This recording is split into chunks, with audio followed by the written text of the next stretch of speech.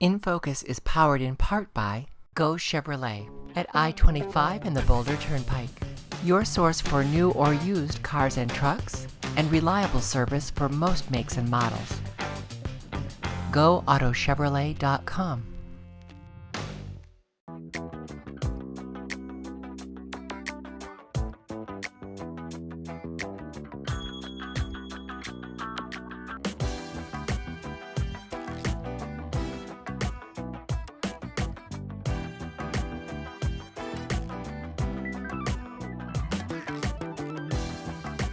Welcome to In Focus with Eden Lane.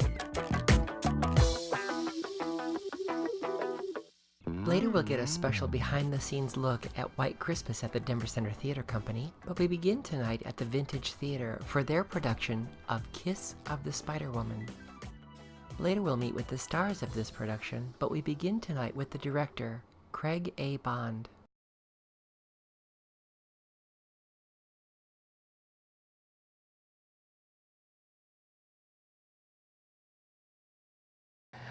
Well, I'm so glad that we get to visit you for this part of. Is this the first piece of this season? It's the last show of the current season, the last show. It feels like a beginning, I guess, because you have so much new going on here at the Vintage Theater. Oh, there are so many new things happening. Yes, indeed. So before we talk about Kiss of the Spider-Woman, starring the magnificent Megan Van de Hey, tell me about your cabaret space and your new black box space and everything else. Sure.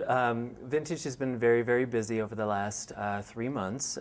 We received our liquor license, which then allowed us to go for some pre-show entertainment with our cabaret out front. Which we got to see last night when we came to see this production. It just opened. Yeah, yes. It was so much fun. So we now have the ability to have a singer or a trio or some live band out front for like the first 45 minutes while people have a cocktail before the show. Mm-hmm.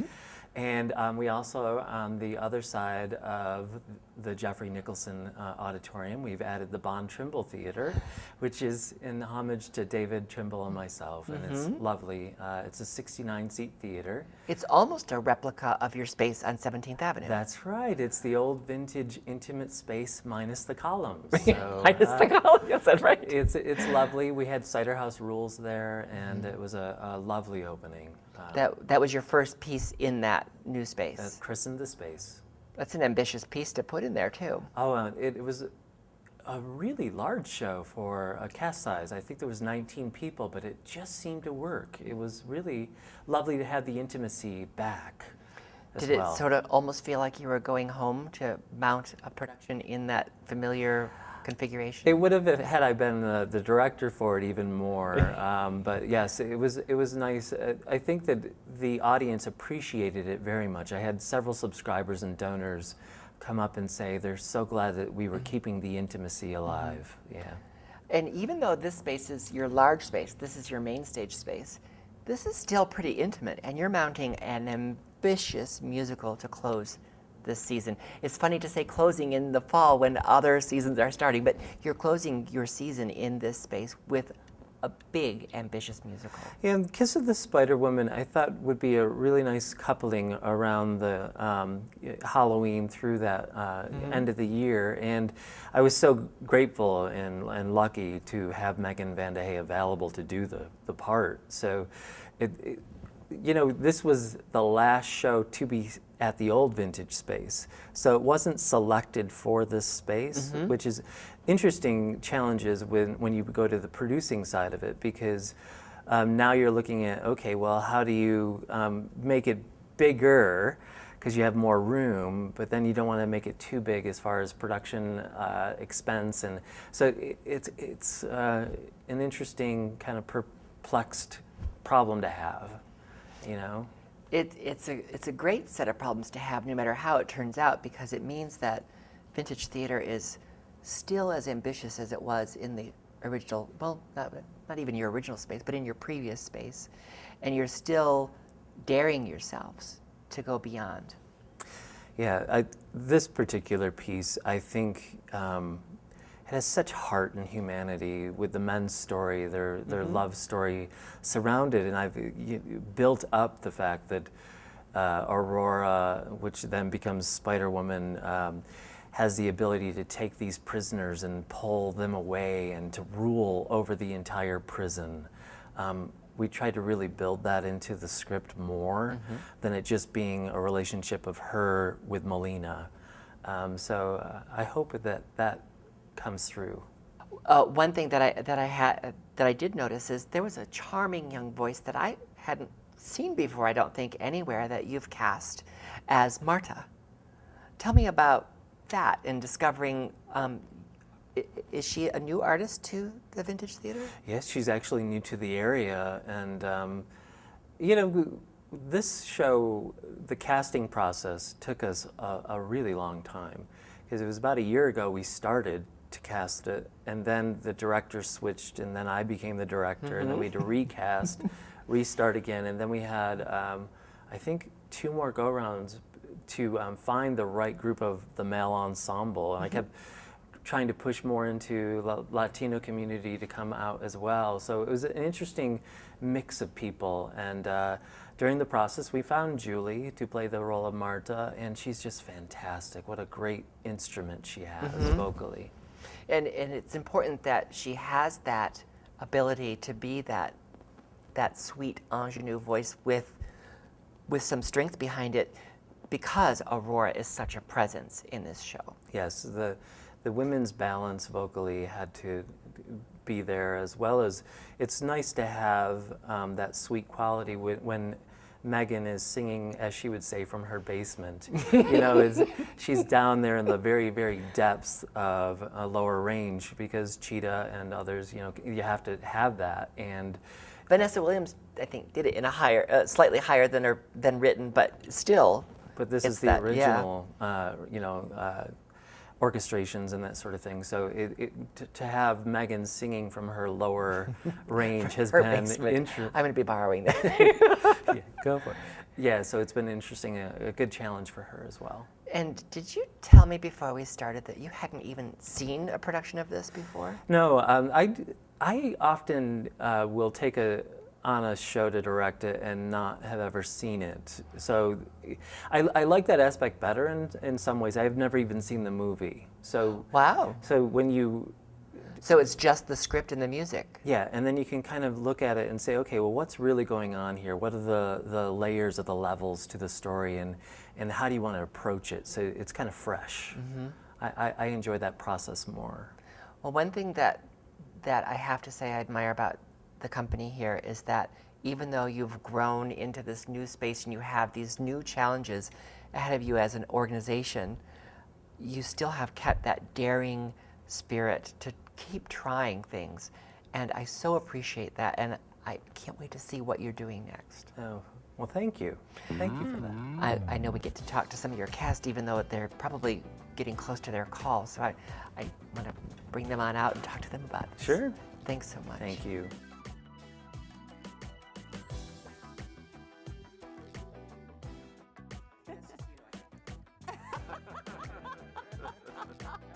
I've always wondered that about you. Okay, all right. Well, I'm so glad you let me come in early, and you came in early before your call tonight for your performance of Kiss of the Spider Woman. Thank you. Well, thank you for being here. Thank you so Yeah. much. This is a musical that I absolutely love. I've seen it a few times, the Broadway production and the tour and a couple of other productions, so I was so excited to see it done here. And I don't want to show favoritism, but I was so excited to hear that you were doing it. Yeah. So how did that happen for you? It was a really different role. Craig and I had talked early on, and I said, I think you need a dancer for that part, so maybe you should seek elsewhere. And he came back to me and he said, no, I really want you to do it. And I said, all right. You know, I'm not a great dancer. And so luckily we had a great choreographer who worked with me, and I loved taking on a darker part. It was so much fun. So it was a nice detour from what I normally get to do. Yeah, because our viewers have fallen in love with you, as we have when we've seen you do Grey Gardens, sort of quirky and really strong acting and vocal challenge, and Ragtime, and that was such a strong female, and now you're playing this really unusual almost specter kind Oh, of she character. is. She is. She's dark and delicious. So, and I get a menacing laugh. Who doesn't love to get a menacing laugh? We can tell you're enjoying it, and you've tackled it in a fearless way. That's good. What is I've it- fallen off the stage once, so I mean, fearless. Yeah, I am fearless now. Now. All the greats have fallen off the stage at least once. And we haven't seen you do a production in Denver. The last time we saw you was out of town-ish. Greedy. So yeah. So tell me about how you got connected with the Vintage Theater. I auditioned for this role back in October, and when they A did, year ago. when they did the whole general auditions, and then they switched directors, so I didn't know what was going to happen. But they kept saying, "Oh, we're going to call you back, maybe in May. Oh, we're going to call you back. Oh, just kidding, June. Oh, just kidding, it's going to be July. Oh, never mind. Think about the end of July." So I had been preparing for, just trying to do well at the callback, and was really nervous. I wasn't sure I was going to get it, but Craig called me one day, and he tried for like 3 days straight because my phone doesn't work sometimes. And he said, "I would like you to play the character of Molina." And as soon as I hung up the phone, I was like, "They're making a mistake. It's wrong. No. It's the part I wanted, but I think, no, this is a lot." It is a lot. But it's such a great role. I'm very It's a lucky. lot vocally, and it's a lot in terms of character. Yeah. How does that feel for you to tackle something that is so much? It's been such a great and amazing, rewarding experience. To go from at the beginning of the show where he's just messing around with this guy, to like he goes through all this huge arc throughout the show. It's amazing and so wonderful to play every single night. And this is our first time meeting you. You've been away from the theater for a Yes, little while. I have. Having what they call a life. Yes. Life off the stage. So what drew you back? Well, it's been 3 years since I did a show. I think my last one was at the Arvada Center. And in that time frame, I started a master's program for counseling. And my wife and I had twins. So I'm currently... So you started a master's program and had twins, so you really didn't have a life. You No. okay. No. That was my life. It is my life. So I'm a stay-at-home dad for 17-month-old boy-girl twins. And I wasn't planning on coming back to the stage for a while. I've missed it. I love it. I've done quite a bit in Denver, and I just it was really pulling me, and I was really longing to get back Was on it stage. this show or just to get on stage? Just kind of in general, and then one morning, I get a phone call from Miss Vanderhey here, a message, and she enticed me with some very seductive words.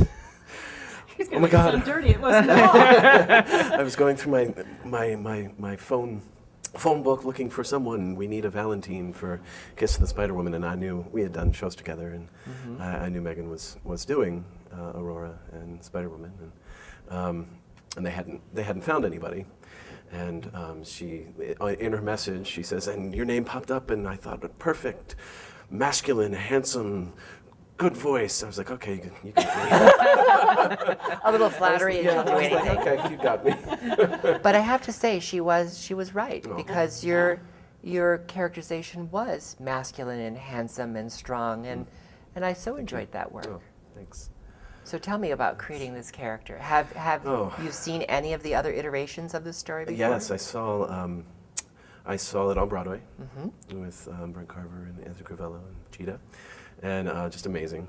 I've loved it, and I saw a community production of it back in Pennsylvania once, and really well done. And funny, I always kind of pictured myself in the Molina role, which is interesting, but just that's kind of what I did. And she said Valentine. I was like, huh, that'd be interesting. And it was really just a neat process. I mean, he's getting tortured throughout the whole musical, and it's, Physically and spiritually. yes, yeah, emotionally and everything.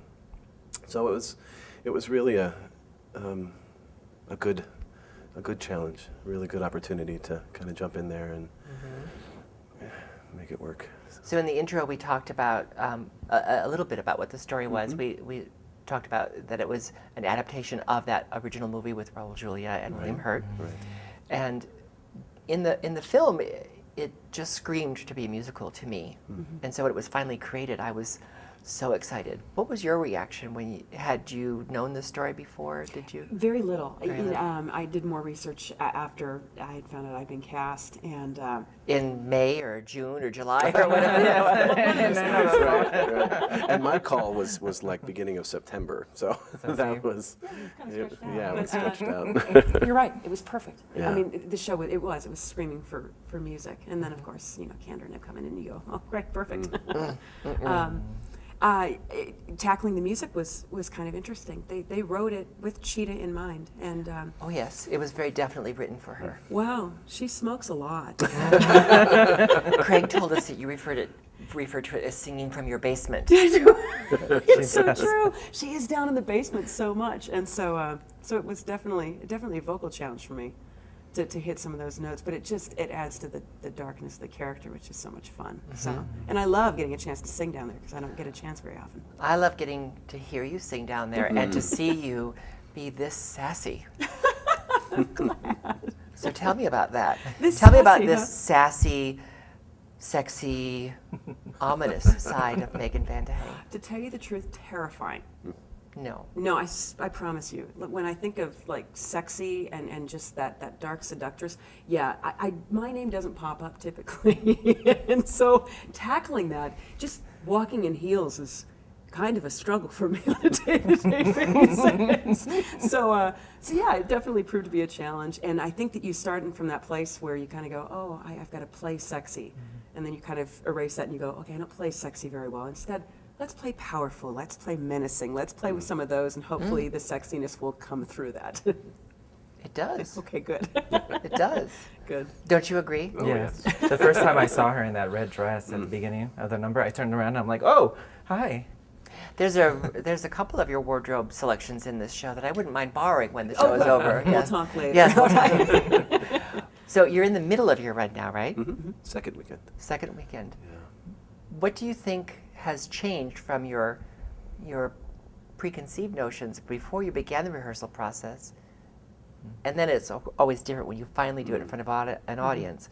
Now you have a couple weekends in front of your audience. Tell me about Kiss of the Spider Woman at the Vintage Theater Company. What are your impressions? Well, my first thought is it's almost like two shows that are going on. You have the relationship here and the scenes in the cell, the book scenes, and then the big flash. Big musical numbers, and Big musical yes, numbers. yes, and we rehearsed very separately. So we rehearsed the book scenes, and then the dancing and the big numbers were rehearsed.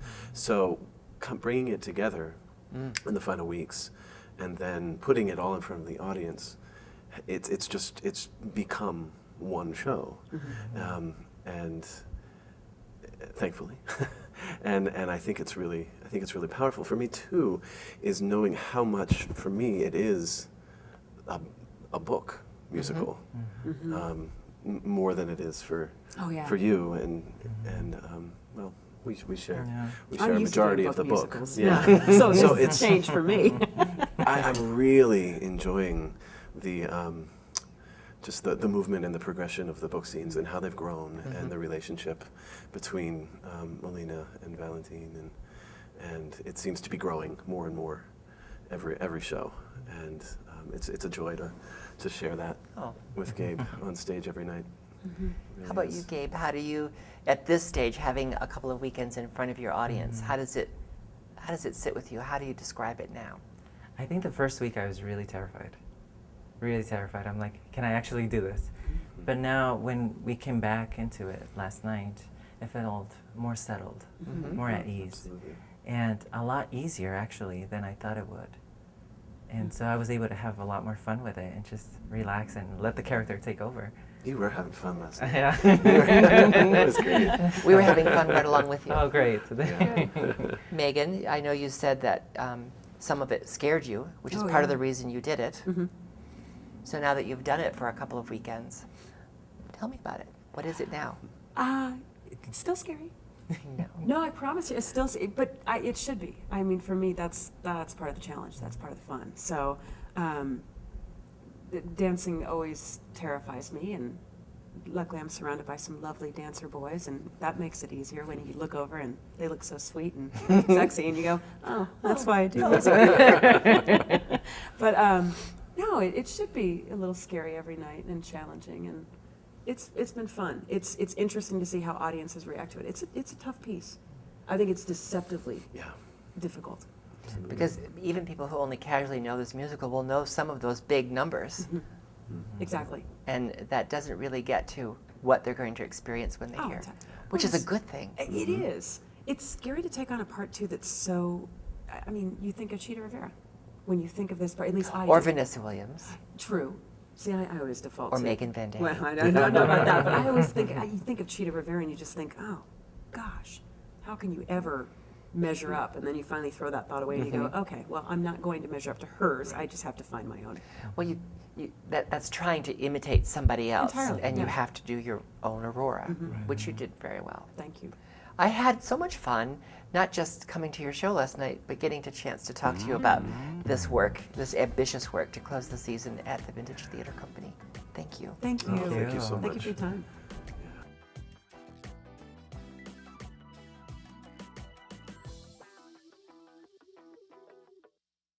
Before we break for the Thanksgiving holiday, we had a chance to get a backstage look at the Denver Center Theater Company's preparations for their production of White Christmas. This holiday classic will be at the Buell Theater, and this isn't a national tour. This is completely produced by the Denver Center Theater Company. We get insights from costume designer David K. Mickelson. White Christmas is such a big production at the Denver Center Theater Company. With so many looks, how do you decide the design approach for this production? Well, this production originally came to us as a package that was previously designed by Kerry Robbins. And I've gone through, like the last time we did this in '07, I replaced about 120 of the costumes. There are about 240 in all. So, and my approach for the things that we went to replace was to just brighten and make the show more lively, more seasonal spirit and that sort of thing. So all the things that were sort of in snow, for instance, and in the rehearsal costumes were two places that we really went after the show last time. There were a lot of grays and dark brown and black and all of this, and we just replaced it with multi-jewel tone Christmas color fun sweaters and rehearsal things and that sort of thing. This time we've replaced a number of numbers based on some of the original design and some of the movies of the time and that sort of thing. So, and it was mostly just to sort of freshen the thing up. Some of them we stayed in the color concept of the original design, but we sort of gave them a new life and fit and spirit. Because White Christmas is a show within a show, is there a difference in how you approach the characters' looks for daily life as opposed to their performance wear? And there are a number of shows within a show, I think, in this that you're referring to. So the first that we come to is the Ed Sullivan segment. So you've got an MC who wears show clothes. You know, you've got that's sort of, you know, less of an Ed Sullivan MC and more of a Johnny Carson in the way we do it. He's got a lot of style. So, and then you've got the dancing clothes themselves, and a lot of that is just pulling from the shape and style of the type of characters you saw in Ed Sullivan and the type of dance numbers that you saw in that. Sisters is sort of, you know, your basic club act clothes. You know, you sort of see those styles. When it comes to the daily life clothes to the show clothes of the sort of final number and that sort of thing, or actually it's rehearsing for Blue Skies. You go from their rehearsal togs, their rehearsal gear, which is colorful light, something they can dance and rehearse in. It's sort of, you know, your period sweatpants, but they're much cuter. So, and then you go into the show clothes, which are very sort of Fred Astaire, Judy Garland, all, you know, inspired with the little fedora hats and the jackets and that sort of thing. White Christmas is a classic movie so imprinted on our minds. How does that impact your design work for the production at the Denver Center Theater Company? And I'm not sure that it necessarily did. I mean, you know that when you hit the big White Christmas number, the finale, that you want something red and white on stage, you know. But other than that, I think most of the styles are such classic 50s styles that you don't necessarily look to the movie, but you look to the 1950s. It's what you'd call primary research, going to the real clothing instead of someone else's version of a character. So I don't know as that I even watched the movie again before I started working on this. Can't imagine that I didn't in 2007. I know I didn't this time. But I think it is a movie that's so ingrained in all of us that we have a pretty good idea of what it overall looks like.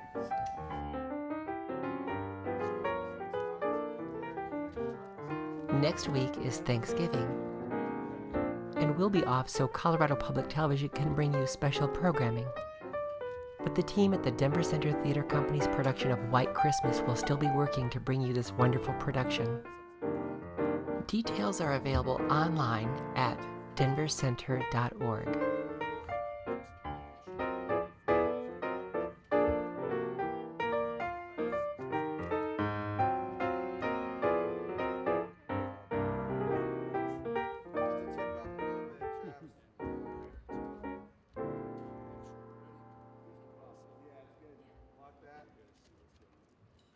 We'll bring you more from the Denver Center Theater Company's production of Irving Berlin's White Christmas in the coming weeks. And right after the Thanksgiving break, we'll go to the Arvada Center for their production of Miracle on 34th Street, the musical. Another completely local production. We'll bring you these and many more holiday offerings from local artists in Colorado. That's all for this edition. Remember to join us on Facebook and Twitter. With all that Colorado has to offer, we're here to help you keep it in focus. Thanks for watching. Good night.